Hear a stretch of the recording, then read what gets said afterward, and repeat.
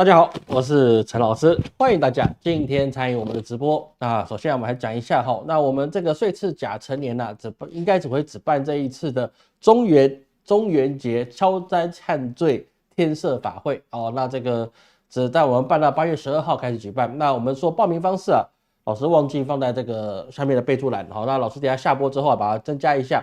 在我们 YouTube 贴文，还有我们的 Line， 还有老师的那个朋友圈啊，都有相关讯息啊，记得去翻一下。他一年只做一次，那有之前参加过的是，当然了，如果经济压力还好的话，我建议是再参加，因为有时候就是这样。哦，这个消灾忏罪啊，就是帮你跟那些冤亲债主啊，我们就念经给他听，然后跟他谈一下啊，希望就说大家就这样了吧，Let's 比高白比高哈，我们就这么算了吧，放诸流水吧。哦，这个东西啊，你要说这个人世间啊。最难放下的就是什么呢？最难放下就是你想要的得不到，拥有的又失去。所以说啊，人啊，其实怎么讲，有肉体的时候啊，你真的是要修行啊。修行就是说，让自己以后啊，不要陷入在这种要去讨回这个公道的这种意念去存在。各位你要去知道啊，这个人化为灵体之后啊，你的意念会变得比较单纯啊。人是很复杂的。但是呢，你到了变成灵体之后啊，你就变得很单纯。你会因为一个想法，然后你去坚持的生生世世，就是为了要把这个想法给完成。你活的时候如果有这种毅力啊，我告诉你，做什么都会成。但是呢，很不巧的就是说呢，冤亲债主啊，当你自己成为冤亲债主的时候啊，你可能在有肉体的时候，你觉得怎么会有这么傻的人，对不对？为了这个公道，然后你追了100-200年。我告诉你，当你变成冤亲债主的时候，你也会这样。这个是人世间你要自己要修行。没有修行啊，没有把心修好啊，自己都会变成冤亲债主。那你不要说只变成那个灵体冤亲债主，你可能在转生的时候，你还特别跟转轮王说，我就是要去报仇，对不对？然后呢，就变成什么？变成父子，变成夫妻，然后呢，开始反目成仇，然后大家都很痛苦。我告诉你，这个很常见，不要说没有，这个非常常见。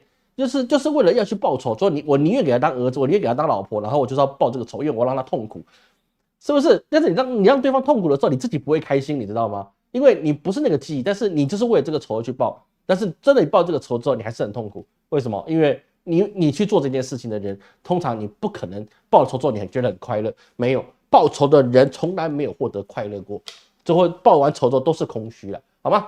啊，所以说啊，建议好那个消灾忏罪参加一下。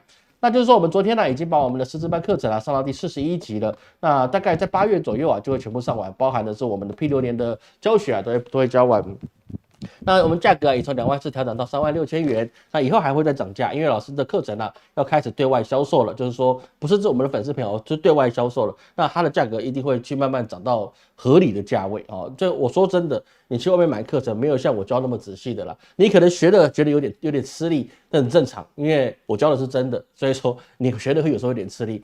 那老师在那个师资班完全的课程大纲课程全部上完之后啊，我会回头过来跟各位出功课。我会出很多功课，你只要逐步挑战我的功课都不难啦。但是你真的挑战完之后啊，你真的是可以说对你自己的命运跟他人的命运啊，你可以看到这个盘的时候，你大概就有不要说7-8啦，6-7分你总是会有的啊。这个其实就是通过学习来，任何的技术哦，它都不是真正的技术，就是次数多。所以我决定啊，把那个作业啊频繁去出，然后呢出了之后啊，那你只要有了这个次数啊，那你就会有技术，好吧？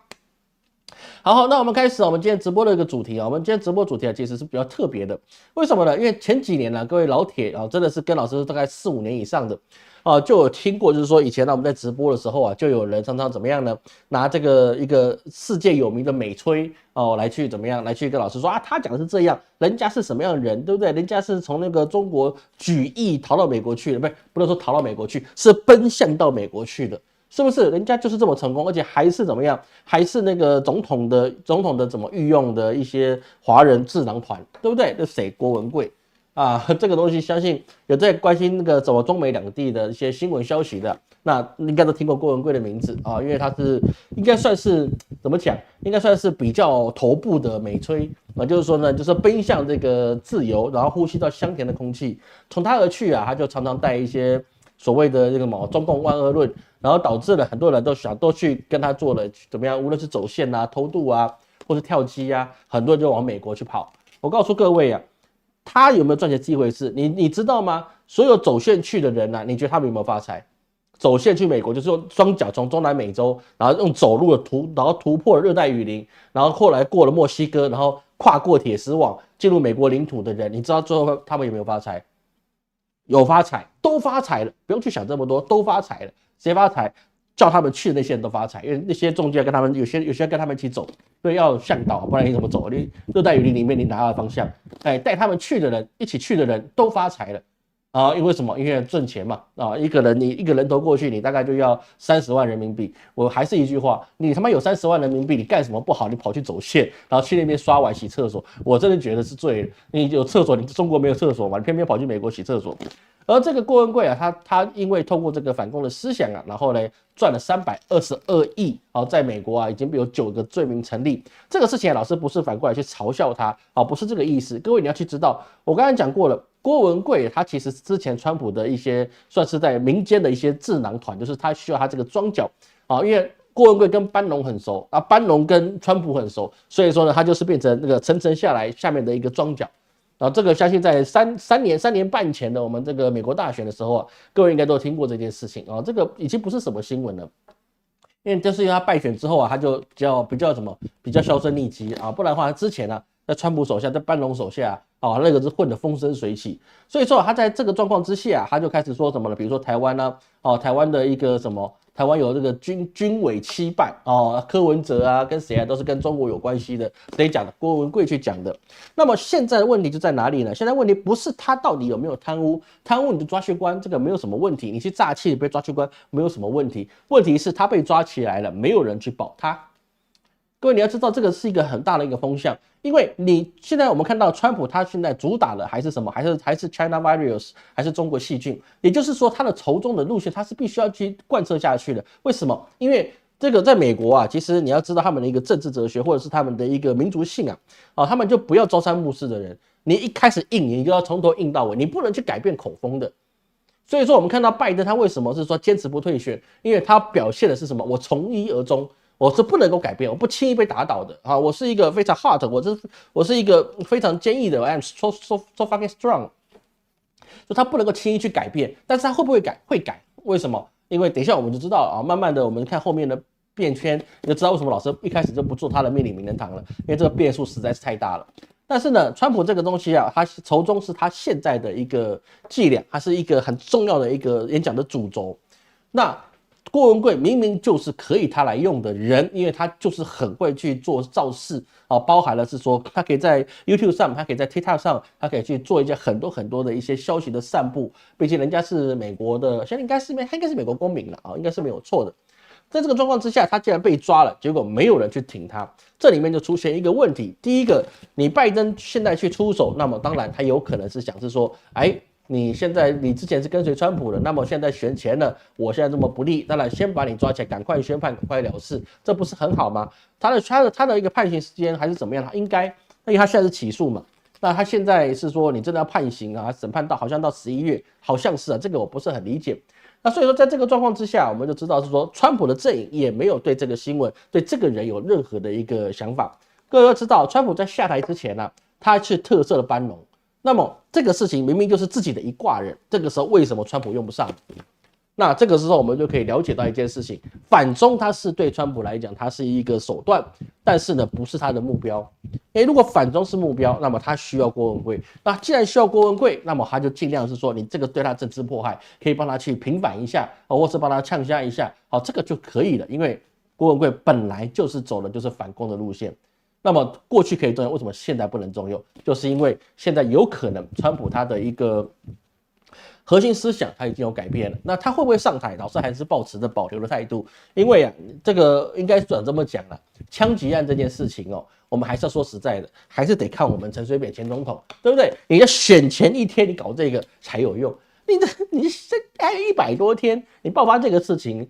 人是健忘的啦，就算他现在已经有点宗教造成的思想，但是呢，随着时间呢，它会慢慢的淡化，因为你时间久了，你就会觉得怎么有点疲乏感之后，你再去一直带的那个纱布，那请问一下，那你的观众或是你的敌对阵营就觉得你很矫情，对不对？所以说他那个纱布如果是在选前1个礼拜打到的，我告诉你，稳上，那个一定是稳上。但是呢，还有100多天，你说他稳上吗？这个是很难啊，这个是很难。所以很多的朋友就说啊，川普是大概率啊，这个老师不予置评啊，我还是不予置评，因为还没有出现民主党的他的真正的候选人之前呢、这个事情很难说啊，这个事情真的是很难说，好吧？这个我们要去看一件事情。所以说啊，这个事情啊，我们看到郭文贵啊，我们就要叫什么见微知著了。很多事情啊，在这里面呢、就产生了一些变化。而在川普遇袭之后啊，他受到一个专访啊，他说他没死是因为什么呢？各位你有去注意到他最近的这个造势活动啊，还有一些演讲的时候，我们就发现一件事情，怎么样 ？God bless 啊，就是说他是神所选的，他是一个由神明指定他。然后来去拯救美国的一个伟大救世主。各位你知道吗？川普他是很会做行销的，他超级会做行销的。所以说呢，他就整个会场都是怎么样，永远都是那个举的是左手还是右手，我忘了，反正就是举个手吧。哦，然后后面那个照片做得多好，而且是当下的照片。就变得是说，他是因为他是信奉神，所以说神就是给他一个机遇，让他能够怎么样躲过这个致命的子弹。然后呢，他就是要来拯救美国，所以他的 Vaga 就会越来越去唱这个曲调，这个很厉害。好，说真的，这个是非常厉害的事情。但是这个是他枪击之后，他枪击之前。他就已经经过一些专访啊，各位应该在抖音啊，或者是无论是中国版的或者是国际版都有看到。那川普他其实是一个非常有智慧的人哦，虽然他的选举跟治国方面呢、是还蛮疯狂的，包括新冠疫情那段时间，他还是蛮疯狂的。但是实际上啊，川普他本身就是一个很有智慧的人，这个是毋庸置疑的事情。他对于去跟记者去分析，是说现在的世界情势。好，那他觉得就是说，你现在你去跟中国作对，或是你现在整个局势并不是像之前那个样子，他现在必须要做一些改变。那整个东西啊，各位上网去搜就好，我说不这边做一些说明。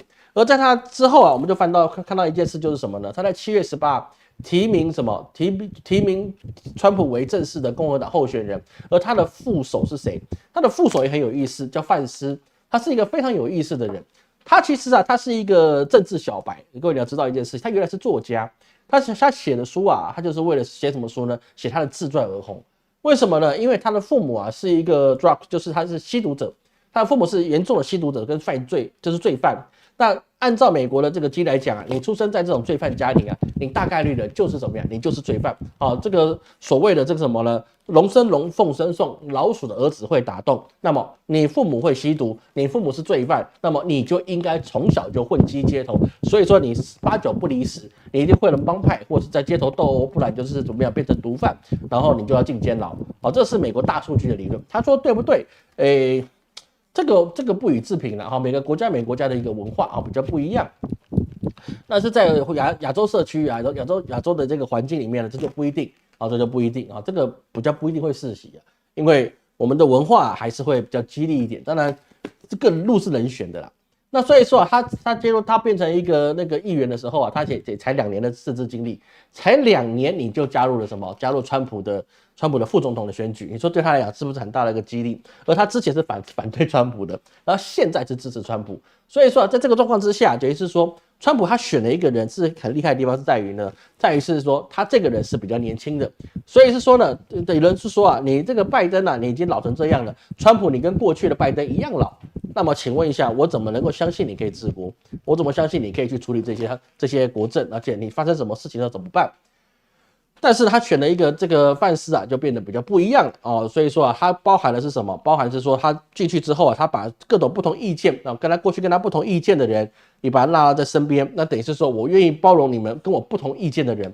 所以说，在共和党里面产生一个质变，老共和党的这些政治人物啊，包含他们里面的内部的一些官员都说，共和党已经不是过去的共和党，而是现在是属于川普一个人所拥有，而且是重新塑造的一个共和党，完完全全的已经不是他们所认识的那个共和党。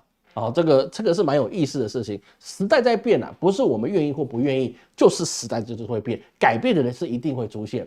举个例子来说，我们现在伟大的中华民国，我们伟大的党，它跟过去不一样，它跟过去是完全不一样的，对不对？而我们前执政党那国民党，它跟民国初期的国民党不一样，跟蒋中正带领的不一样，是不是？你还是跟那个袁世凯那个时候的不一样，也完全不一样。为什么？因为100多年来改朝又换代，一朝天子一朝臣，什么事情都会去改的。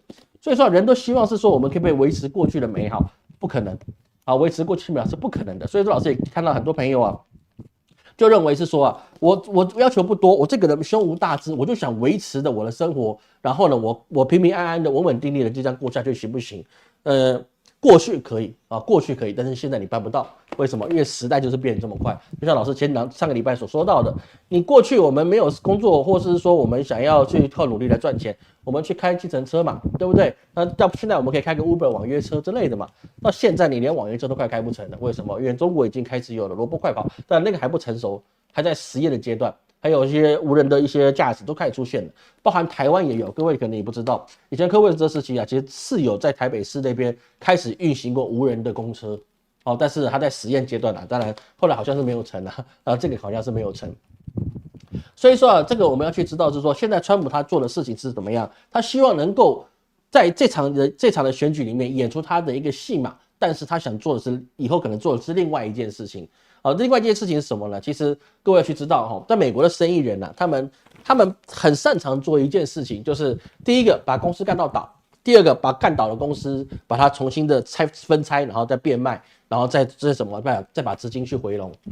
因为倒闭是可以赚钱的，那你分拆倒闭的公司也是可以赚钱的。那美国现在遇到什么问题？遇到的就是你开支大过于你的税收我要支出去的利息已经高过了我现在的包含我们很重要的经费。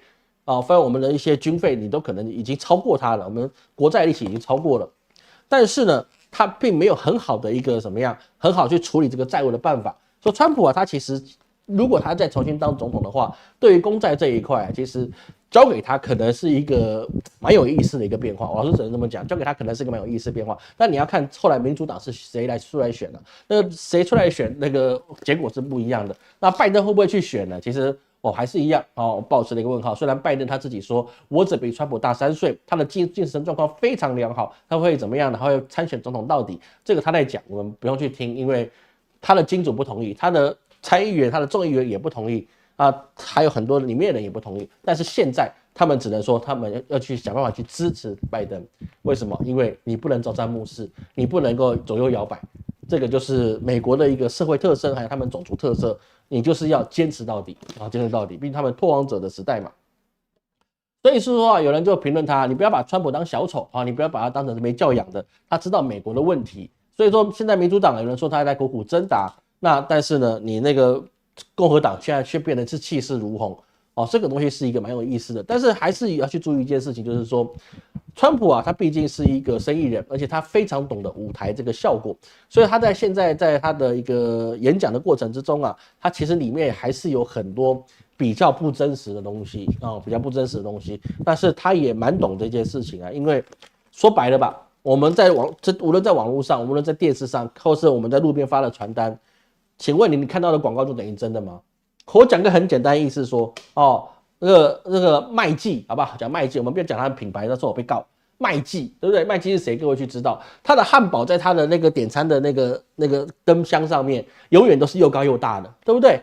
但是我去他柜台拿点到的，我还不用说叫外卖我也不要叫外送我人就在他柜台里面，我就指着上面写的那个大麦叉，好不好？我差点讲错来，大麦叉，对不对？你麦记的大麦叉，对不对？然后你这个大麦茶拿出来的时候，为什么你的那个照片这么大，然后实际上就只有这样子？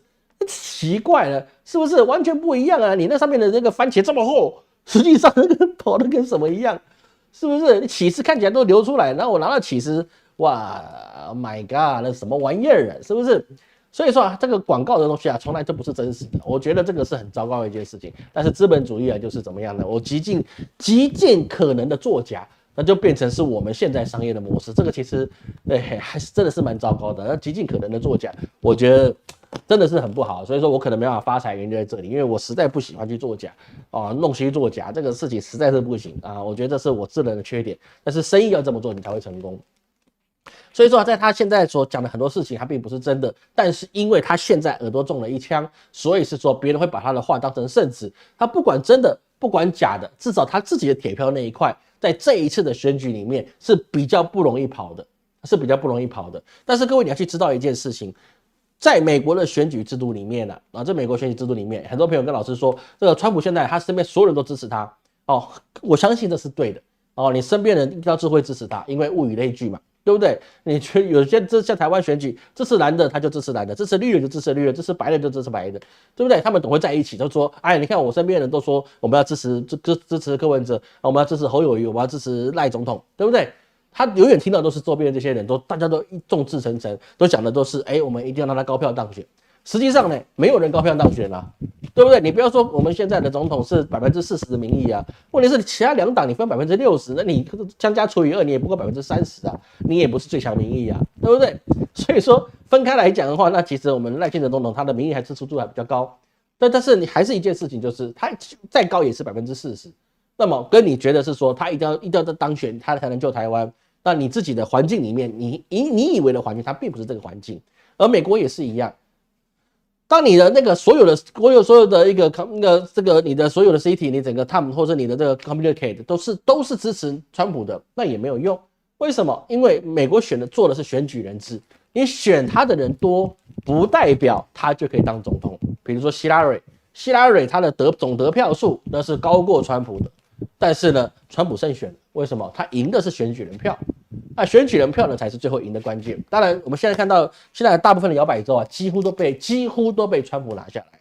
但是选举前还有3个月，很多事情变数呢是会有的。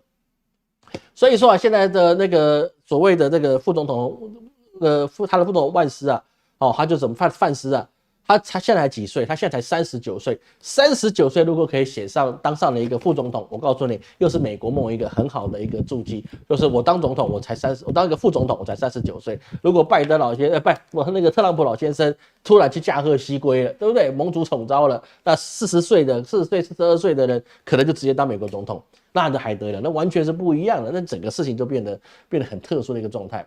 而在这个状况之下，我们要知道现在。问题就在于是说，你的范斯他本身就是一个孤立主义的状态，他的意思就是说，我们应该顾好我们自己就好。我们为什么要去参加北约？而且这些北约的这些欧洲国家，你说他们穷吗？他们也不穷。你说他们有钱吗？他又不出军费，对不对？又不是每一个都出军费，让他们出个军费，你看拖到现在，台湾有些出到2%。对不对？你学台湾，我们一开口就叫他提供GDP 的5%，他们才2%，就扭扭捏捏的。我们台湾看到那个台湾那个岛了没？人家多听话，立刻给你磕头问好，对不对？我们就是愿意花钱买平安。你看这个多厉害，是不是？这个，算了，我也只能说什么，那就这样吧，反正我们尊重我们伟大的党的领导。所以在这个状况之下，他所有的一个状况就变成是说，你的万斯他现在。发言这些的想法，就是第一个是丢风向，第二个是什么样的？第二个他可能会影响到后来共和党他在执政之后，假设他执政之后，他所有的一个布局。各位要知道那个参众两院他们是每2年选一次，他跟总统是他们每2年选一次，就是换了部分的议员不是全部议员都换所以他们还是要选这个参众两院。所以是说，对于拜登来讲，他现在不下来，他们参众两院会选得很惨。不是拜登要不要赢的问题，他要不要坚持的问题，而是他下面的人可能选不上的问题。如果就算拜登他连任成功了，假设了拜登他连任都成功了，参众两院都丢了，那么他也干不了什么事情，那美国只会比现在更糟糕。那如果川普当选了，那美国还是很糟糕，因为他前面的仗你根本就收不完。他按照美国宪法，他应该只能再做1任好像是这样吧？我有错，各位提醒我一下，跟老师指正一下。记得美国总统就是拜登。川普他就算再上选，他也只能做1任，他好像不能做2任吧？好像是这样，是不是？我不晓得是不是可以打掉重练，那个年资重算。所以很多的事情就变成是说，川普现在他们所营造出来的，就是说他已经赢了那所以说我们现在要想办法把民主党给斗倒，然后呢，他要重掌权柄，然后他拿到用一个最激进的方式来重新整理美国的一个经济。那处理美国经济的问题当然最大的问题就还在2个地方，第一个是北约问题。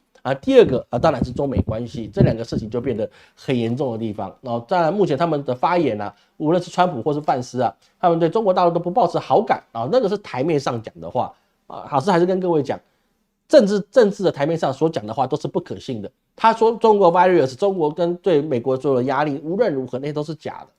为什么？因为他们在寻求一个最有利的一个方面。所以说呢，按照川普啊，老师在3年前跟各位讲过，川普啊跟大家去跟他们的以前的一些企业啊，他们在做一些采购啊，或者是一些竞标啊，或者是一些谈判啊，都很简单。川普一定是先怎么样呢？先用最不可能的条件给你。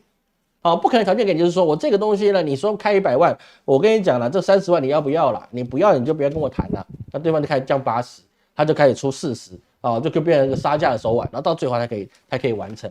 所以说，你说川普他这个人会不会谈判？他很会谈判，包含什么事情呢？我们讲我们3年半之前呢，我们举过例子，他的海湖庄园啊，他以前好像叫什么奥戈拉玛的俱乐部。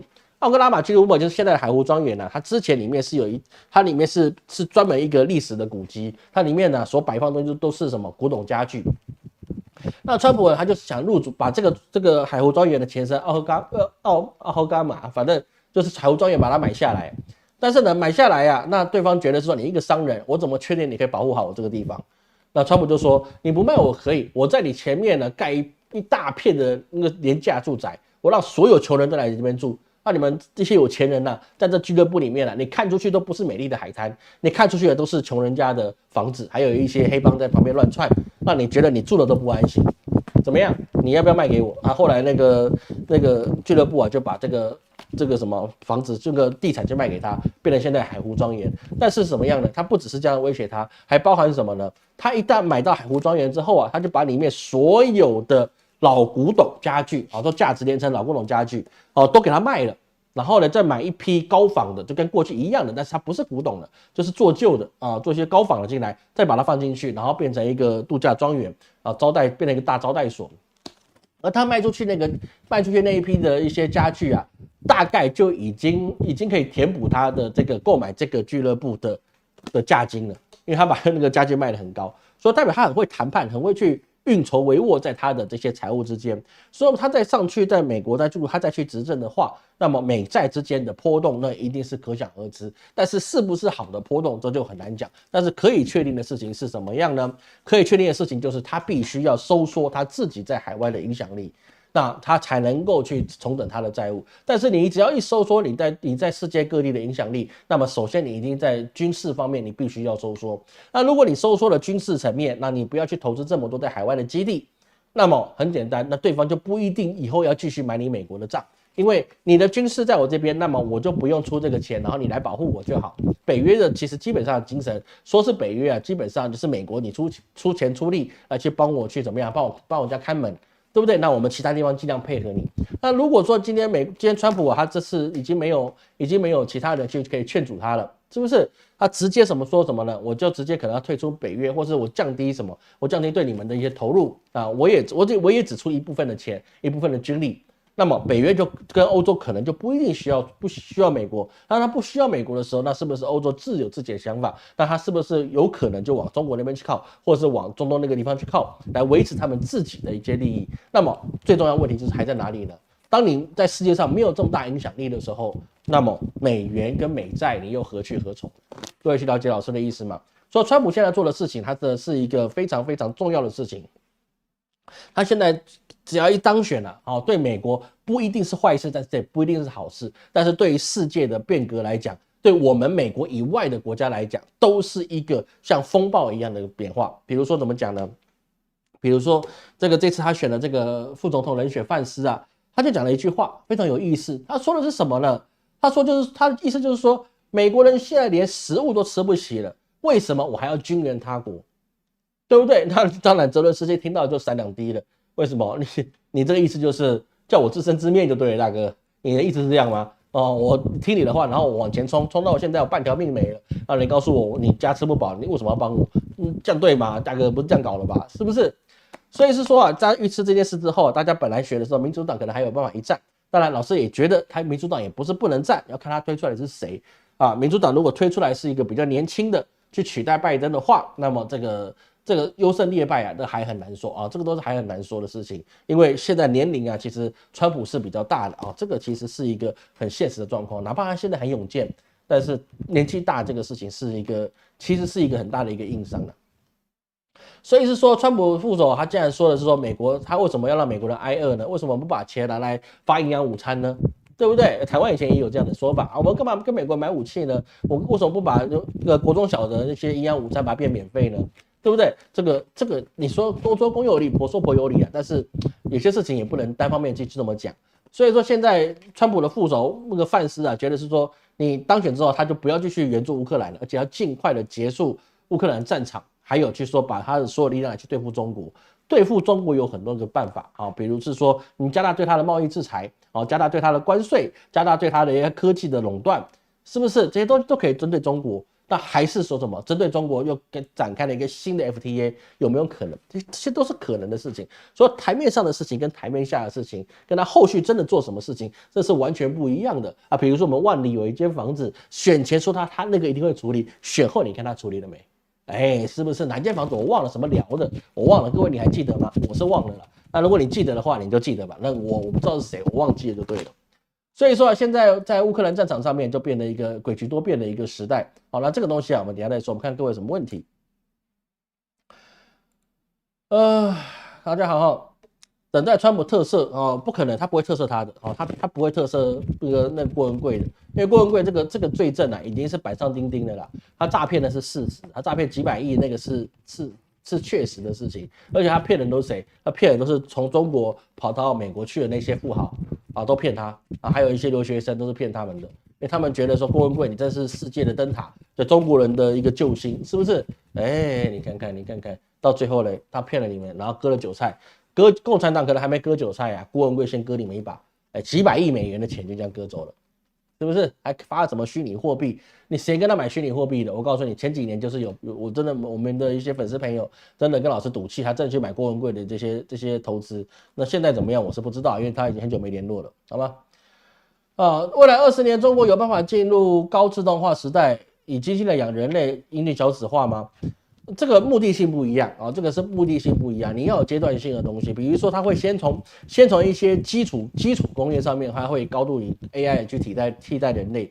比如说像我们提到的长距离的这个卡车司机，那基本上你用这个无人驾驶那是最合乎的。里面无人驾驶啊，它有 LV4，你必须还是有驾驶在里面，但驾驶只要负责睡觉就可以啦，对不对？它只发生故障的时候，你有办法处理，是不是？那当然，现在有些人就看说啊，萝卜快跑，萝卜快车那边里面其实是有人在远端开这些无人的这个什么网约车。如果是这样子的话，也符合老师之前的预测。因为谁说司机一定要坐在车子里面的？司机为什么不能够坐在中控室里面？也是可以嘛，没有人说不行嘛。对，环绕一下用电竞仪环绕一下，你跟现场环境也差不多啊，是不是？为什么？因为中国它有高速网络啊。对不对？你没有高速网络的话，你就来不及反应。它有高速网络，它的网络的反应速度快，那么它当然它能做这件事情啊。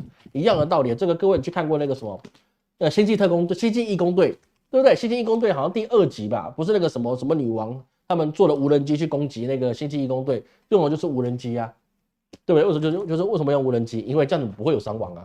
这是一样的意思，在这个地方。所以说，中国会不会进入自动化？哈，以机器养人类，这个它是有阶段性的，它会先取代基础工业啊，比如说一些固定工作的，或是一些不需要高技术的，它会慢慢的去取代。所以是说，各位，不动产这种东西，它一定会慢慢的去叠加，那是一定的。我没有说明年就突然崩跌，但是买房子那个东西啊，你一买就是20-30年，啊，20-30年，你没有20-30年的打算，你就不要去买这个房子。对不对？你有20-30年的打算，你再去买房子，因为你扛它的贷款就是20-30年，是不是？那如果20-30年之后，我们这么多的工业都被它取代，那我们生小孩的意愿就会少。生小孩意愿少的时候，那当然我们的土地就变大了，因为人口变小，人口变少，土地变大了啊，服务我们的人变多了，那么我们就又有用不完的资源啊。当然很多事情啊，就会变人口少，然后土地多，房子多，那你所谓的资产，那也就不是资产了。除非你买在北京一环啊，那些老平房，你给我买个几间，我告诉你，那你真的吃3代。但是如果不是，那没办法，好吗？拜登会退选吗？概率是比较高的啊，概率是比较高。所以我老师一直没有回应大家的诉求，要讲这个美国面临名人堂哦，就是还是有这方面考量。好，感谢 David Wang， 感谢 David Wang 赞助，好，感谢大家赞助，好，还有秋谢，感谢秋谢跟苏晴，好，感谢你们赞助，谢谢老师，谢谢大家的赞助哈。拜登会不会为了总统对外发动战争？他没有办法，他老了啦，他已经老成这个样子，他老到不行了，他已经老到神志不清了。你要打仗，那怎么可能？他哪知道仗是谁啊？我告诉你，他出去不要迷路我就觉得他很厉害了，因为他已经不行了，你知道吗？这个以前蒋中正就是这样的状况，他就是负责出来当个摆设，对不对？他抢完了跟机器人一样，讲完了下去，他可能东南西北分不清楚，他连自己是谁他可能都搞不清楚了，好吗？这有差别。大家晚上好哈。奥巴马老婆胜选哦，不予置评哦。那个美国的政治啊，美国的政治如果民主党推派贺锦丽，我觉得没什么问题，因为人家是副总统。你推派那个蜜雪儿啊，那个美国就完蛋了。我告诉你真的，美国就完蛋。蜜雪儿是谁？他能干什么？是不是？他能干什么？比如说，当时马英九如果他已经连任完了，他下一个推出来的人是谁？如果推出来是周美青，我告诉你，那台湾也完了。对不对？台湾也玩，你不要去搞。这周美青是谁？马英九他老婆啊，不可能，对不对？不可能。有些事情是可以，有些事情不可以。希拉蕊啊是克林顿他老婆，他可以出来选美国总统，原因是因为他是国务卿，因为他当过国务卿啊，所以说他有这个政治资历，他有懂得这个政治智慧跟手段啊，他过去也是走政治圈的人，所以是说希拉蕊他出来选那是没什么问题。你叫蜜雪儿出来选。Oh my god！ 这个事情只有一个地方会发生，英国过去的伊丽莎白女王，她就是女人，她没有什么事情，你就上去就对了，你只要坐在那边，我们全部都替你效忠，但是你什么事都不能做。我们替你效忠，但是你什么事都不能做，那就这么简单的事情。英国女王是一个虚位元首，那在伊丽莎白那个时候，其实24的时候，其实基本上就是这样的。然后说完哈，川普当选当过9成，没有那么高。哦，我现在目前判断，川普当选的几率并没有到9成啊，没有到9成。哦，真的有去买喜马拉雅的哦，还是有了哈。那晚安哈，然后那我们继续下去哈，所以说我们看到这件事情啊，老师记录一下哈。所以我们看到这件事情，就是美国现在所有的一个政治模式啊，就发生了一些很大的一个变局，也就是说，乌俄战场它停战已经不是要不要考虑停战的问题了，而是什么？而是说你现在乌克兰能不能够投降的问题。这说真的就投降。所以老师过去一直在说，乌克兰战场俄罗斯是不可能输的，他没有理由输的。乌克兰是不可能赢的，因为他没有理由赢的，因为他没有这个能力去赢的。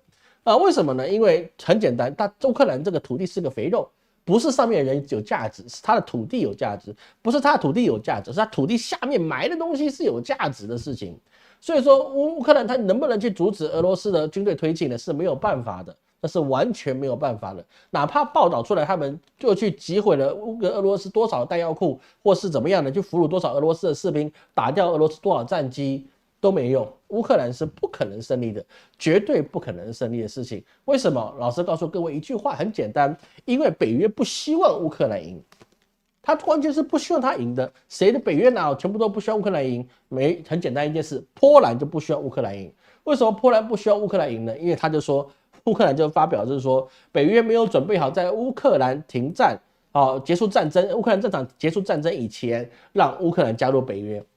波兰因为他们是全部统一制的嘛，你要加入北约，得北约成员国全部都同意，你一个都不能落下，不能说我们举手投票，然后呢，这个一半以上的同意，所以我们就加入新成员，不行，他得全部人同意，对不对？那这民不民主？这太不民主了，是不是？怎么可以全部人同意呢？不是一言堂的吗？对不对？太不民主了，没办法，人家的规定就是这样，好吧？但是波兰就很简单，我不同意乌克兰，你去加入我们北约。为什么一件事情？回到我们前几个月，我们讲到一个问题就在哪里？波兰他想要的并不是也并不是为了你的民主博爱，而是希望怎么样？而是希望俄罗斯把乌克兰政权打垮，然后波兰再直接去进攻乌克兰，去占领乌克兰的土地，美为其名就是我替你防卫，就这么简单。因为波兰最想要的是乌克兰的土地，最好基辅被打烂了，然后呢，泽伦斯基生死不明，那这个时候呢，波兰就可能会进驻大量的军队。去占领乌克兰土地，说我要为这个抵抗俄罗斯做一番的努力那这个状况之下，他是北约的成员，那么那个俄罗斯会不会继续打波兰呢？不知道真打了，其实北约也不敢还击说白了，真的，如果波兰真的干这件事情，然后刚好打到俄罗斯，然后俄罗斯刚好还击，把波兰的军队给灭了，北约其实也不敢还击了。很简单一件事情，人家有核弹，而且人家不是只有1-2颗核弹。是全世界除了俄罗斯以外的所有人核弹加起来，你可能都还没有一个俄罗斯的够打。这么简单一件事情啊，不是只有当量的问题啊，而是它毁灭世界速度之快啊，因为人家是极音速的一个导弹，是不是？它打哪，它指哪打哪，它的导弹可以一直飞在天空上面，然后不用下来，然后它本身导弹本身就是一个反应炉，它如果再加一个核弹头，它指哪打哪。不要说谁了，中国你也防不过，因为它就是核动力的导弹，那没有办法，极音速的动力导弹你怎么防？那防不了的一个事情，你可以知道它打出来，但是你防不了的事情。所以说全部北约加起来也不够他打，那他怎么办呢？他怎么会输呢？所以说现在是怎么样？现在大家是希望乌克兰你最好是现在就投降，然后大家可以开始进驻乌克兰去分他们的一个战利品，也就是说现在不断的去给这些乌克兰这些所谓的军援啊，我不给你钱，然后呢你必须跟我借钱去买什么？买我们的武器，那我武器呢也不完全给你，我就一点一点的切给你。为什么？我一次给你，如果一次被俄罗斯炸掉或被俄罗斯去俘虏的话，那对他们不是不划算吗？所以在这个状况之下，大家又发现了这个川普枪击事件之后啊，欧洲也开始开始兴起自己保护自己的时间到了，而也包含了什么呢？这世界上2大战争，第一个就是乌克兰战场，第二个就是巴勒斯坦战争。巴勒斯坦战争呢，也因为特朗普他耳朵中枪，然后他开始让他的 fight 3次之后啊，纳坦雅胡也考虑取消赴美去演说。为什么？因为美国的政治氛围变了，什么变了？大家不希望继续战争，尤其是共和党，他不希望这个由民主党所兴起的战争在他们手上继续延续。所以说，我们就发现一件事情是，乌克兰必须败，然后以色列不能赢。各位懂老师的意思吗？老师再说一次，现在由美国去介入的这2场战争，是乌克兰他必须失败，而以色列他不能够胜利。为什么不能够胜利？因为你会变成你土地之间还有什么穆斯林世界跟西方世界的决裂，这个事情是不行的。各位你要知道一件事情，我们在之前在这个在那个什么巴勒斯坦战争啊，加沙走廊这个战争开始的时候啊，老师跟各位讲过，穆斯林兄弟啊，他们一定会团结起来，但是为什么当时是静悄悄的？很简单，因为他们需要3个月、半年的时间去运筹帷幄，去准备粮草、准备士兵、准备去训练。你不能是说这前线发生战争，然后呢，我直接调个200万大军，然后直接浩浩荡荡开过去没用，你粮食跟不上，弹药跟不上，后勤补给跟不上，你送多少士兵出去啊，你都是完蛋的，都是完蛋的事情。所以说，在这个状况之下，说你这以色列能不能赢？他不能赢，为什么？因为现在穆斯林世界，他们其实是准备好了，包括黎巴嫩啊，或者埃及这些地方，他们都已经准备好了。什么？他们就是很简单，真主党就说，如果你的以色列的士兵再去杀害黎巴嫩的平民，那么很简单，真主党就说我会扩大去攻击你以色列。以色列真的够不够真主党打不重要，而是真主党后面的其他势力，他可以给你玩阴的，他可以直接人肉炸弹直接给你走进去，直接把你的现场给炸。那请问你穹顶怎么弄？穹顶防不了啊，你防得了导弹，你防不了人，你防不了平面，它只能防导弹，穹顶那个系统只能防导弹。所以很多事情就变成是说，你现在在以色列它的攻击状况之下，联合国已经没有办法，也没有立场可以去支持以色列，或者是说视之不见。因为包含了什么？包含了加沙走廊有70%联合国的学校，都被以色列打了，然后都被以色列打。说遇袭这个2个字是好听，但是基本上都是被打的。所以在这个状况之下，整个世界的环境就变成是说非常危急。危急在哪里？危急在美国的态度改变，而世界的所有的势力都要重启，这个是一个非常严重的问题。当然，我们看到如果以色列它不能赢，乌克兰必须败，那台湾问题呢？那台湾问题到底是不是应该由美国去介入来处理，继续的去让中国芒刺在背呢？不一定。为什么？虽然川普也是反中的，但是他也是反战的。美国没有能力，没有这个财力，也没有这样子的后勤补给的条件来去跟中国打一场台海之战。这是肯定刚定钻石定的，那个绝对不会有什么意外的，因为他的东西他是没有办法继续有万里之外一直不断的补给。讲到这边呢，我们跟各位讲一个历史的故事。比如说项羽啊，或者是在古代我们在打仗的时候啊，都说哎呀对方怎么样？比如说赤壁之战，曹操带了100万大军，对不对？南下赤壁，要去把孙权给他灭掉了。100万大军啊，谈何容易啊？是不是真的有100万大军吗？对不对？项羽坑杀50万秦族，20万秦族，他真的坑杀了20万吗？各位，你有没有想过这件事情的真跟假？一次你坑杀就坑杀了20万人，你知道20万人他要挖洞，你知道要挖多深的洞吗？你知道他要耗多大的人力去挖这个洞吗？你一个洞哦，哪怕你要一次买一个，你浅埋哦，你一个洞你挖起来哦，你大概也需要一天的时间，1-2天的时间，20万啊，代表你自己呀、就需要出动20万的士兵去挖那个洞。那如果说你挖个大坑，那全部人丢进去啊，开玩笑，你挖大坑，你也不是件容易的事情啊。因为挖大坑，你挖太大，你还没挖完，它就坍方了。各位懂老师意思吗？所以说，在过去的中国战场上，我们所收到的一些历史资料啊，无论是曹操100万大军、成吉思汗东征，对不对？号称也带了50万的部队出去，但实际上大家后来去看哦，包含成吉思汗，因为他打到的是欧洲，大家后来才认为是说，除了那些旁边的去给他支援的这些一些部落啊，成吉思汗真的能够带出来蒙古军啊，哦，大概不到20万哦，甚至连10万都不到，他就直接带这些人去打游击了。谁知道呢？那个花剌子模和波斯啊，就是伊朗，他不经打，哎，他打一打就下来了，他也没办法。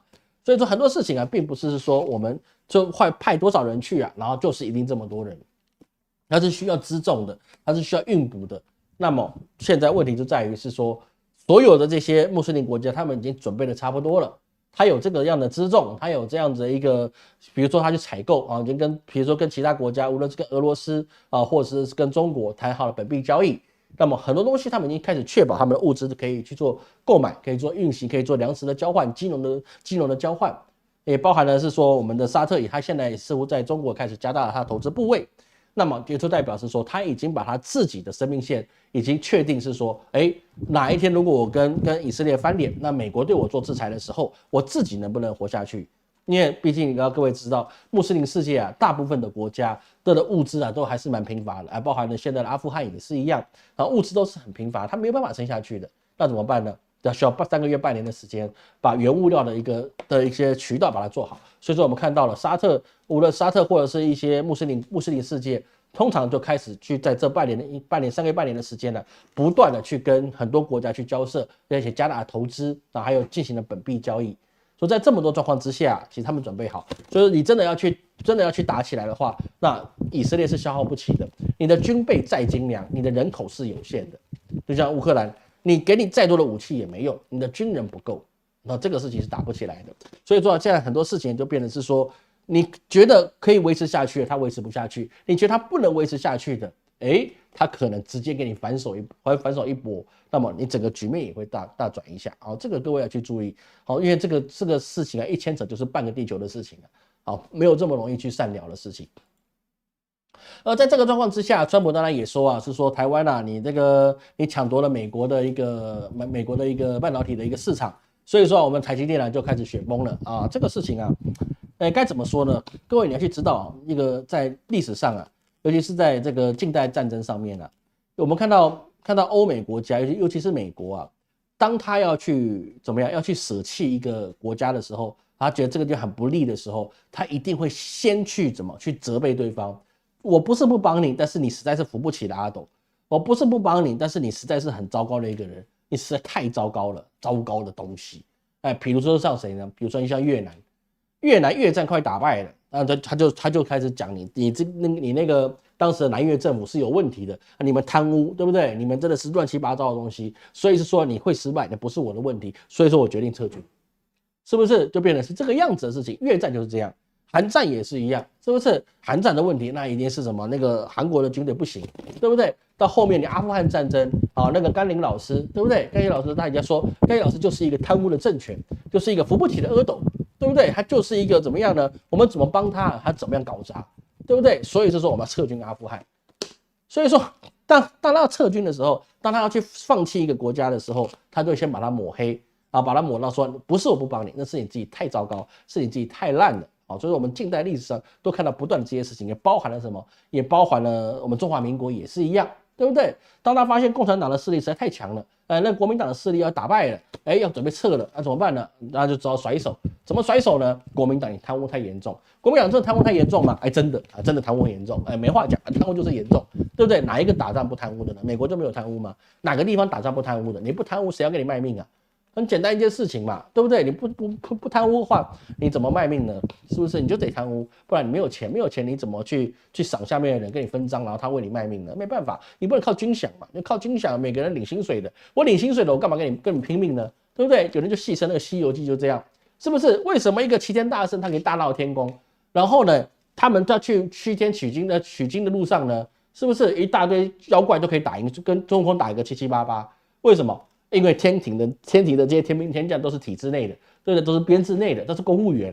公务员我有出席就可以了，我干嘛跟你卖命呢？但是外面的妖怪不一样啊，外面的妖怪就是你来，我不打死你，就是我被你打死，对不对？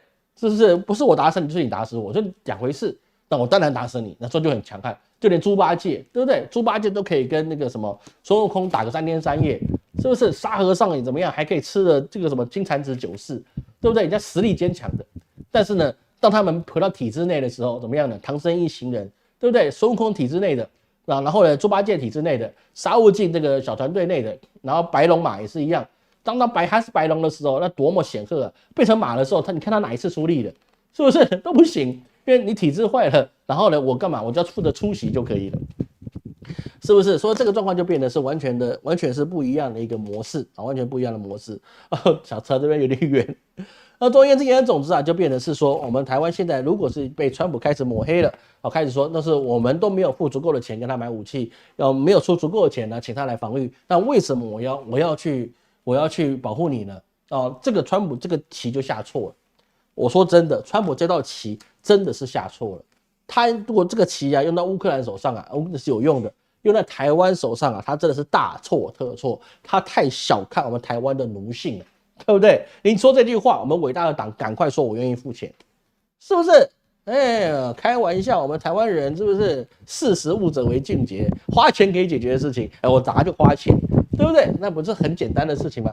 花钱他会不会再来呢？不会，因为我们跟他买了武器，也没有什么到账的地方，钱到账了，货都不交，货不交，叫我拿什么去抵抗解放军呢？对不对？拿什么抵抗解放军呢？怎么打？你要我怎么打？怎么打都打不赢人家。巷战人家有机械狗，你到海战，人家海战不跟你打，中国海军的海战是没有用的。为什么？他不跟你打海战，他直接从他的暗房里面做一个狭炮，直接从厦门直接把你打到台北来，你咋地？你怎么跟他打？你打不过的事情。所以这个状况就变成是说，现在我们的台湾现在被美国开始的川普的政府开始做针对的时候啊，那我们就可以猜测由这郭文贵也有跟台湾的问题，就变成是说，我们可以隐性的去猜测。虽然川普他本身想的是什么？想的是要抗中牌去做，但是呢，我们可以预期，如果他当选了，那么他也会走一个什么？也会走个低调跟和谈的地步，他会放出很多很严厉的一些条约，然后去中国谈。那中国你如果也不接受，那我们就放低标准跟你谈。2、3次之后，然后中国如果愿意了，川普就可以说他的胜利，就像他们那个中美那个贸易战，他第一阶段早收清单也是一样的，对不对？川普可以说他胜利，但实际上他真的有胜利吗？这个其实就见仁见智。但是第一次都没打赢，你第2次再打，你觉得中国会赢吗？所以这就变成我们等一下谈到的3中全会的问题啊，这个事情是一个比较重要的事情，好吗？我看各位有什么问题？在大陆 G7 办得很不清，对他真的是很不清醒啊！那个能站的我就觉得很厉害。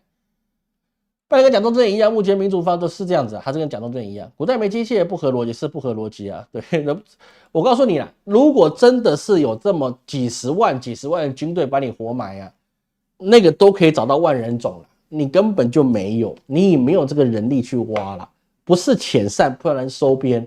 然后呢，就埋个把千个的，就说我已经做好这件事情了。你真的埋了几十万人啊，你不用打仗。我跟你讲，真的不用打仗了，光埋人啊，就埋到你军队的垮台了。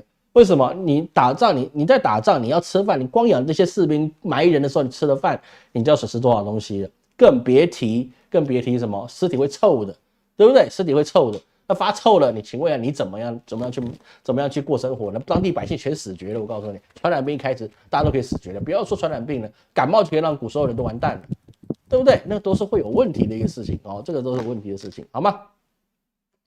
好，所以说我们看到现在整个环境啊，都变成是一个比较诡谲多变的。那既然这么诡谲多变的状况之下，我们就要注重的是什么呢？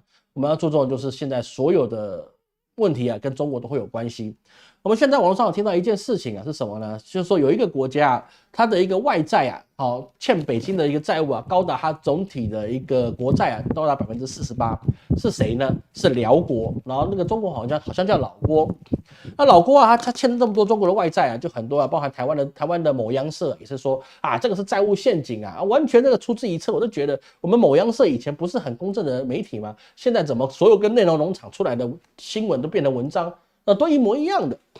当然，有人说中国造出的基建就变成是说是他们一个沉重的一个负担。但是你没有基建你是不行的。为什么？老师也跟各位去讲一件事情：中国现在经济好不好？我告诉各位，真的是不好啊！不好的原因是什么？它有很多的一个状况。我们讲一件事情：中国跟美国谁的经济比较多问题？那一定是美国，因为美国它的一个公债发行量是很高的。但是各位你要知道，美国的公债发行很高，而且它债务很大，但是你觉得中国就他自己的国债就不高吗？日本2.5倍，美国还没有日本那么重，那请问中国多少？中国多少？我告诉你各位，在2023年呢，中国的债务啊，包含了一些国家、还有企业、还有政府啊，中国的债务啊，占它 GDP 的287%，比2022年啊那个新冠时期还要增加13.5个百分点，创下了历史新高。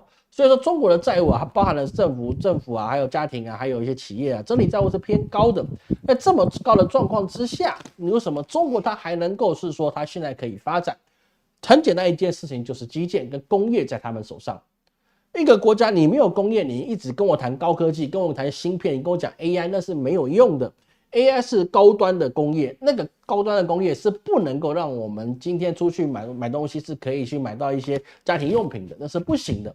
我今天需要一个酱油瓶，我是需要基础工业，我不是需要一个 AI 产业。AI 产业可以画一个很漂亮的酱油瓶，但是我今天要装酱油，我就是需要一个酱油瓶，怎么办？那你就需要基础的工业。中国的基础工业现在占了全世界的26%啊，26%都是中国制造。那既然是中国制造，那么它就代表它有一些，它是有需求性的一个事情，它不是服务业。服务业是什么？你服务到大部分的服务到你自己国家里面人所需要，但是工业是全世界都需要。而工业依据在哪里呢？工业依据在你的基础建设，也就是什么呢？也就是你的交通。好，交通的话，就像我们台湾以前的老师在高中的时候啊，就学过中地理论，对不对？你必须要有交通，然后你必须要有电力，你必须要有水利啊，水利就是你的一些水电这些必须要齐全，还有是你垃圾处理能力跟天气的一些掌控，那这些东西都必须要有工业去做。你没有工业，你的人民百姓再勤奋都没有用，因为交通不行。所以印度它为什么起不来？很多人一直问老师，印度跟越南是不是有一天可以取代中国？可以的，那我相信这个是没有问题的，前提是他们得把高速公路盖起来。你没办法高速公路盖起来，你凭什么你要告诉我你的东西原物料跟商业可以畅通啊？对不对？人要富先修路嘛，这好像是谁讲的？毛泽东还是邓小平，我忘了。但是这个事情是在我们的国父孙中山先生的建国大纲里面就已经讲到了，就是什么呢？交通的重要性，好不好？那不是共产党讲出来的理论，但是我们国父孙中山他在建国方略里面就有讲到了，他只是没有讲那么直白，人要富先修路，但实际上我们国父孙中山先生啊，这个罗力控之王啊，他基本上他对于中国的建设基本上首重也是在这个交通。但是其他国家是没有的这种事情啊，是没有的事情。所以在这个状况之下，我们发现到美国的状况是非常糟。中国它基本上有工业，有它的一些金融的能力啊，包含它人民币现在可以用作北币交换之外，现在中国刚刚结束的是什么呢？它在7月15号到18号，它举行了中国第20届三中全会。台湾很多朋友不知道什么是三中全会哈。三中全会啊，它的名字应该叫做中央委员会第3次全体会议。所以说，在过去啊，它不但有1中全会、2中全会、3中全会，甚至到7中全会啊。那好像在邓小平时代的时候，还要到7中全会的，对不对？因为他们很多事情要去做建设，要去做铺建，要去把国家搞起来，所以他们开了很多这个中央委员会哈，那个全国大会。但是这次的三中全会啊，是第20届的三中全会啊，就是他们第3次全体会议啊。过去啊，这三中全会也算是一个样板会议，就是说他们开完这个会之后啊，通常会发一个公布的讯息，还有照片，还有各个琳琅满目的啊，所有就是说让别人知道我要怎么说我们的中国故事，然后我们接下来要做什么，然后我们有什么样的一些变化。在这一次的三中全会里面啊，基本上就是很难看到的，所得到的消息啊，基本上都是凤毛麟角哦。讲出来的这些特稿啊，基本上有些还被撤回去了，这是为什么呢？哦，比如这是为什么呢？我们等一下讲到，但它里面呢、在三中全会里面有去说，他们要进一步的深化他们中国改革的总目标，继续的改善和发展中国特色社会主义制度。这个是很重要的事情，而且推动国家治理体系和治理能力的现代化。这个地方啊，就差异到很多了哦，因为他们现在是怎么样呢？巩固他们整个国家的机器啊，必须要顺利的去运行。然后他也说到了什么？聚焦建设更高水准平安中国。意思是什么呢？意思他会投出更多的 AI， 包含了过去的探头，现在可能要做了更缜密的事情啊。这可能未来啊，我们看到当所有的家电啊都变成可以联网之后啊，那么 AI 一定会像我们的那个 Terminator 的那个电影里面啊，就跟天网一样，会在我们的四面八方都会有这些监控。这个监控的事情啊，很多台湾人就说啊，哎呀，你这完全你做一举一动都被别人监视到啊。但是完全没有自由啊！中共就是一个独裁政府啊，你完全是不管人民的隐私权啊！我告诉你，这很多事情哦，你要这么想，那也没办法啊，也没办法。当你小孩出去外面呢，被人家怎么样了，然后你告诉我去怎么抓小偷的时候，或抓那些强盗犯的时候，你再告诉我是说这个强害自由的东西有没有用？可以懂老师的意思吗？很多事情啊，不是只有这么想的。但是那题外话，最主要意思是什么？中共他现在应该要做的事情就是怎么样透过科技的手段来去增加他们所有在中国里面内控的一个能力，而除此之外啊，它基本上没有什么太多的消息，也包含了什么它的一些人事布局啊，人事布局里面最有意思是什么呢？最有意思的是什么？是秦刚。有人说啊，那个什么，包含那个美国很多一些美催，还有一些所谓的公司啊，都说秦刚早就被处死了啦。哎呀，那个你们不知道，中共啊就是一个什么，就是一个这个嗜血的政党啊。秦刚还活着，到最后还活着，哦，他就变成什么呢？秦刚就是他里面给的抬头就是前外交部长秦刚接受他辞职的申请，然后免去了他中央委员会的职务，就中央委员的职务，就是说。他三中全会里面他可以出席，因为他是全国中央委员，但是呢，他已经免除他这个资格，但是他还有党籍，他还是共产党的人，哦，这个问题就很值得玩味了。为什么？因为你没有去掉党职，代表你还在权力的游戏里面去做徜徉。那么秦刚他竟然这个时候被把他的脸弄出来。那么这个里面其实我觉得在里面呢是有很有意思、饶富趣味的东西。那其他的问题啊，包含了什么？包含前火箭军的司令啊，叫什么李玉什么的忘记了。还有前国防部长李尚福啊，还有另外一个是什么？前火箭军的一些参谋长。哦，这些是怎么样呢？直接说你违法乱纪，所以说直接开除党籍。意思就是说呢，以后要不要判你刑，要把你弄掉，那是一回事。你已经不是我们这一群的人，你已经不能进入到我们权力的游戏。所以说你跟我们是没有关系的，后面怎么弄你，后面再说，大家走着瞧。但是秦刚不是，所以说我们得到这些事情来变成是说，这些事情就变成是饶富趣味的。秦刚跟美国的关系，那似乎又不是我们所认为的说秦刚是不是美国的间谍，因为他的情人好像是美国人嘛，对不对？这个问题就变得很特色了。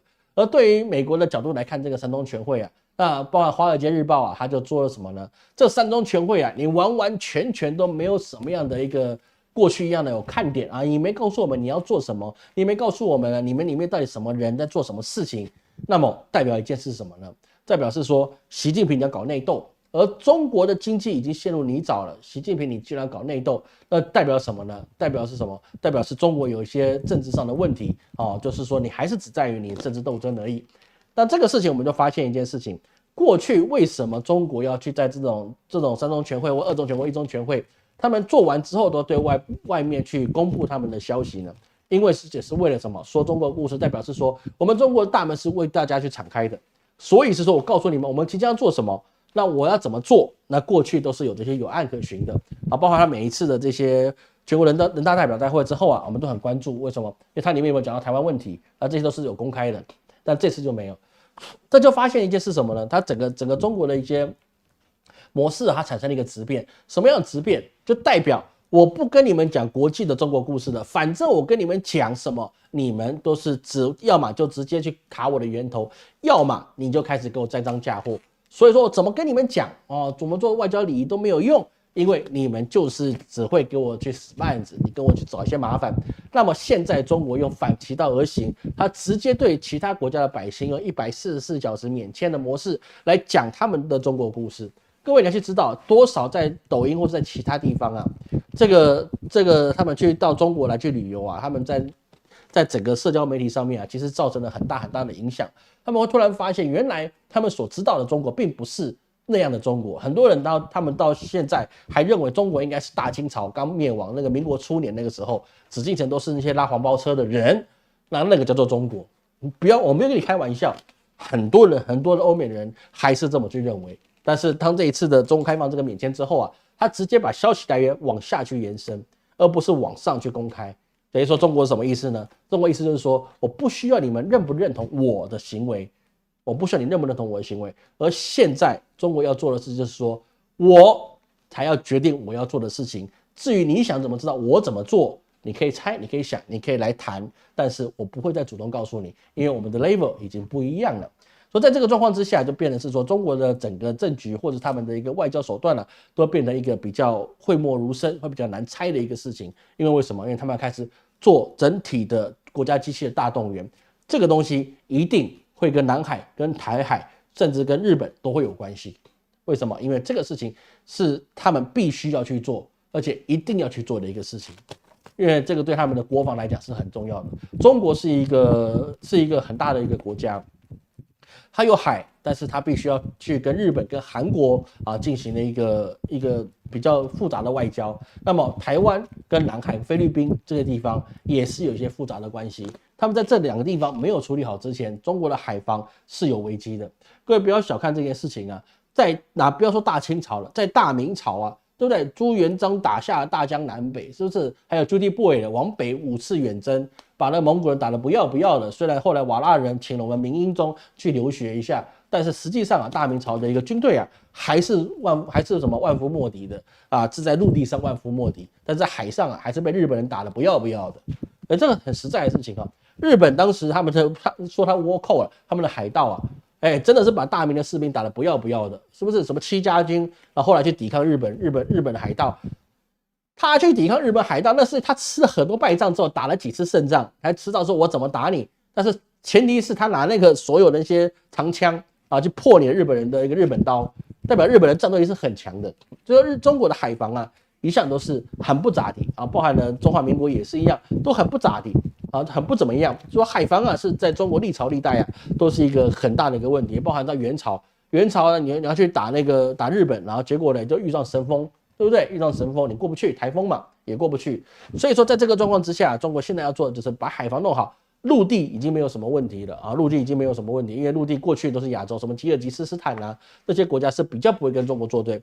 印度你想跟中国作对，印度现在就自己的军队现在都已经被神秘的军队所打了。今天来不及讲这件事情，因为时间已经超过了，所以就变成是说这个中全会它里面做的讳莫如深。很简单，意思就是说我不告诉你我怎么玩，但是你想怎么玩，你来跟我谈。你不跟我谈，我也不告诉你我要怎么玩。所以我要做什么事情，我不需要对你们负责。那这个事情就其实会引发了世界各国他们会在台面下去跟中国做一些商量，因为我们看不到的东西，其实其他国家也不一定看得到。各位懂老师的意思吗？就变成他间接的告诉你，你要来谈，你来问我，你的外交官住我这边，你总不是来吃饭的吧，对不对？不是只来我们这边吃烤鸭的吧？你总有点干点事吧？什么事情跟我沟通？那我不大张旗鼓的讲，就代表我们从台面下我们还有外交沟通的空间。所以很多事情没有大鸣大放的时候就变成是什么？你必须要私下妥协。那你私下妥协会不会成功？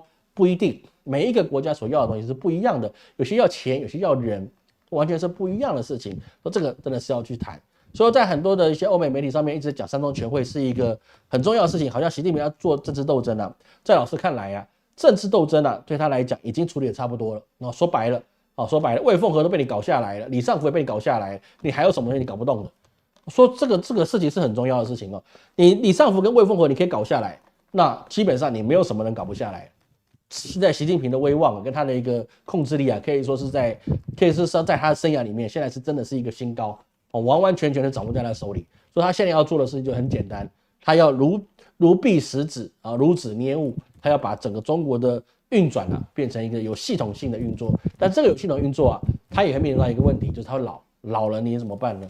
所以说中国的 AI 化，那其实就刚刚跟我们粉丝朋友说到的一样，中国的 AI 化它会进展速度会非常的快。核能、AI、太阳能，还有水力，还有自杀这些东西，在中国会有一个很长足的一个进步，好吧？好，不好意思，超过时间了哈。那个航天科技我们就不讲了，包含那个印度啊，印度在那个克什米尔地区被突袭的事情我们就不说了。还有以色列啊，他号称把哈马斯的一个军队打掉啊，那个东西我们就先不讲了，好吗？好，看各位有什么问题哈？美邦一南进就想甩锅，是这个样子没错哈。有后代历史给你写哦，有人改变历史的关键点之后，会不会表示有些人也快退场了？这个你要讲一个比较实际的东西，不然你讲这个东西有点模糊，我不是很知道啊。孙中山当年铁路规划搞的都是天马行空规划，非常理想，没错啊，这个讲的是对的啊，我讲这讲的是对的。孙中山他讲法真的是很夸张，他铁路搞直线的，你知道吗？哦，他搞到那个天山上去啊，他都要搞直线的铁路上去。人家问他说：“你在天山上面你是怎么样？你是新疆天山上面你是怎么样给我搞直线铁路吧？”那孙中山回答一句话：“你没做你怎么知道呢？我告诉你，我画的这个就是对的，你就直直的往上过去就对了，最少不要弯来弯去，直直的上去就对了。铁路铁路我讲的是铁路对不对？我孙老仙儿还是很厉害的，都是孙老仙儿赛神仙嘛，是不是？那当然做不到，但是只是可以知道是说我们孙老仙儿他还是真的是很注重发展交通。至于能不能实行啊，那就看他，因为他没有权利，他讲的话都是放屁，不，这样讲不太对。他是我们国父，意思就是说呢，这个他的历史责任尽到之后啊，其实后面的事情啊，就交给后面人去做就好了，好吧？历史无法转变国内的困境啊，常常对外战争来转移焦点。美国不在这个范围之内哈，因为美国啊，它现在基本上他们是在讲个比较简单的例子啊，土木堡之变之后啊，明英州被带走，对不对？那到后来的一个景泰皇帝啊，也是一样，景泰皇帝啊，就是那个成王后来变景泰帝，他们两个后来有做一个夺门之变，就是明英宗回来之后，又把那个他弟弟景泰帝给他给弄掉，对不对？在夺门之变，大家去抢那个皇帝的位置，太上皇我不干，我就想干皇上。那这个事情就跟现在的拜登跟那个川普之间啊，其实这两个阵营讲的是一样的，大位还未定啊，所以说没有人敢去动手，因为你动任何一个手都是给对方抓到把柄的一个事情。各位你要去知道一件事情，大元朝怎么亡的？然后大元朝啊，当然是因为朱元璋他农民军起义啊，还包含了其他的，包含了一些各地的英豪啊，开始做起义，小明王啊，他们开始起义。这个除此之外啊，最重要的事情是大元朝的亡国啊，那是因为包含了托罗铁木儿跟他们这些元朝的皇帝啊，跟太后之间，还有丞相之间啊，他们做了很多的一个争权夺利。丞相想要夺取太后的权利，太后要夺取皇帝的权利，皇帝想弄死丞相，但是呢，太后也想弄死皇帝，皇帝又想弄死太后，所以到最后状况之下呢，大家就为了夺那个国之大器的权柄，大家互相斗来斗去。然后就变成什么呢？然后就变成他们没有能力去治理国家，导致让朱元璋啊15年之内啊，就直接5年了，应该是5年，最好是5年吧，就直接把你全部打掉了，全部直接打掉了，这个也是这个状况。反过来看，我们看到秦朝大秦皇帝那个什么大秦皇帝什么胡亥胡亥为什么可以这么快把秦朝玩完，对不对？胡亥可以把秦朝赶快玩完，原因也是因为赵高、胡亥、子婴之间，他们自己发现了一些权力的一些斗争，还有包含了那个谁啊，那个章邯还有司马欣这些的权臣在斗争，斗到最后，他们没有办法去处理好他们国家的内政，导致什么？导致那个楚军跟汉军，还有六国的一些遗老遗少把秦朝给推翻掉。所以说，当党争跟内斗的时候，那么这个国家必然容易去走入衰败的状态，衰败之后你要再起来，你必须等它中兴，但是中兴的皇帝又去哪里找呢？是非常难的。美国曾经有过一次总共有2、3次中兴成功的机会，但是呢，这次还能中兴吗？这个就不知道了真的是不知道。比如小罗斯福雷根总统还有那个克林顿都算是一个中兴的皇帝，但是呢，接下来还有谁能更中心呢？不知道。奥巴马算不算中心皇帝？不算哦。奥巴马他只是一个他可以施政的皇帝，但是他不算一个中心的皇帝啊，不一样的事情，好吗？然后今天多讲了10分钟、15分钟的时间，不好意思占用大家的时间哈。那我们今天讲的大概都有讲完，那其他比较复杂的东西，比较不是很重要的东西啊，我们可以透过再讲。那当然有朋友一直跟老师说，老师可不可以是说我们加开一些直播这个事情啊？我们其实啊，早期的粉丝都知道，我们过去的直播是1个礼拜是2次的，就说礼拜3有1次，然后礼拜天有1次，然后呢其他时间呢我们还有其他的更新。那个时候老师比较年轻。好，要不要加直播哈？因为这可能在9月之前是比较难的，因为金玲老师他去海外去出差，所以说我一个人处理公司的事情，还要处理家里的事情，所以说你叫我礼拜3来开这个直播，比较难一点啊，比较难一点啊。那可能9月以后我们再看看我们的说进展状况，好吗？好，最后来跟大家布达一下我们这个甲辰年，也就是2024年的中元节天赦日的消灾忏罪回向法会。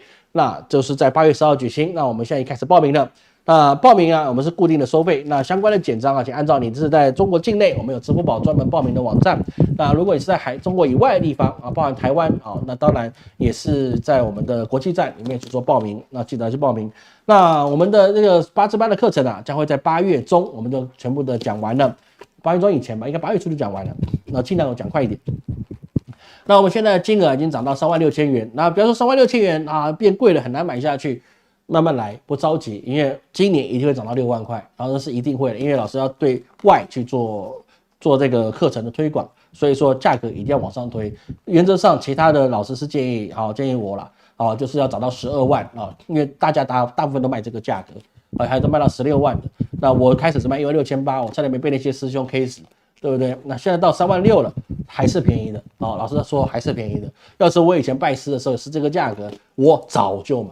我说真的，很多事情啊，江湖一点诀，好不好？讲在里面了。好，不说那么多了，感谢各位今天的收看。下周三我们要更新的，这是我们在阳历8月的12生肖运势解析。感谢各位今天收看，我是陈老师，我们下次见。